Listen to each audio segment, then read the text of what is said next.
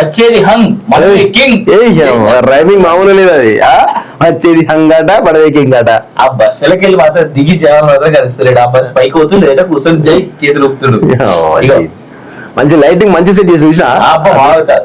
ఈ మేకాను వదలొద్దు.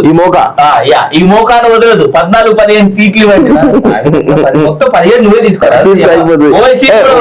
ఓవైసీ బాబు అదే అదే అసలు వదలడు. కేంద్రంలో చక్రం తిప్పేది మనమే. ఈ చక్రం, సైకిల్ చక్రం, భూ చక్రం, పేగులు తెగేదాకా కొట్లాడేది.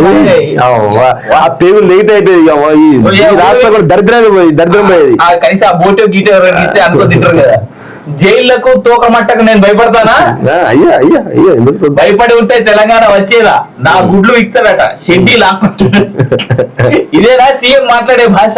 వరంగల్ రోడ్ షోలో బీఆర్ఎస్ చీఫ్ కేసీఆర్ గన్పూర్ కు 3 నెలల ఉప ఎన్నికని వ్యాఖ్య. బీజేపీ చెప్పినట్లు అచ్చేదిన్ కాదు సచ్చేదిన్. గోదావరి నీళ్లను తరలించే కుట్ర, మోదీపై ఫైర్ అంట. ఏడాదిలోగా కేసీఆర్ శాసిస్తారు. ఎవరు పాటించేది ఎవరు? ఈయన శాసిస్తే లోకాడిస్తున్న అధికారులు మన మాట వింటారు. అధికారం పోవడంతో ఊళ్ళో సుంకరి పరకట్లే. హైదరాబాద్ కేంద్ర పాలిత ప్రాంతంగా మార్చే కుట్ర. ఇలాంటి కుట్రల నుంచి కాపాడేది బీఆర్ఎస్. మోదీ మళ్ళీ సర్కారు వస్తే రిజర్వేషన్ల రద్దు చేస్తుంది. Revanth Reddy Bandi Sanjay match fixing. రాముడు అందరి వాడు, మనము జై శ్రీరామ్ అందరం. తోడు జై శ్రీరామ్ అంటే ఓట్లు పడితే ఆ కడుపు నిండా నోడి, మనం కూడా జై శ్రీరామ్.